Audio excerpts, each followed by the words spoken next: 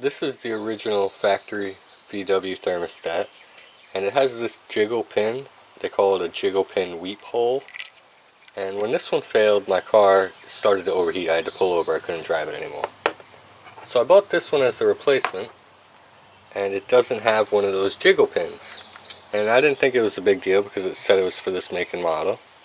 So this one's still good, but it doesn't have a jiggle pin.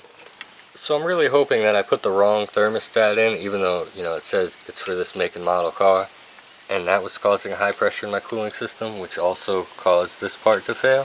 So here's our old thermostat, well, our new old thermostat. And there's no jiggle valve on this one at all. And we went to the parts store and tried to source a better one than this, and they got us one with an even cheaper, shittier jiggle valve that was in the middle.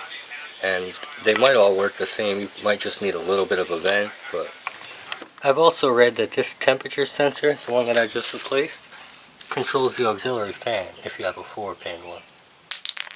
So what do you guys think? Do you need a jiggle pin weep hole or not?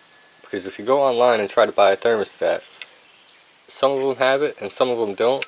And if you look at the really expensive fail-safe thermostats, none of those ones have the jiggle pin, so it's kind of weird. So I'll save this one as a backup because it's still a good thermostat, and I don't know if you need a jiggle pin or not, but we're going to go ahead and see if that fixes our issue.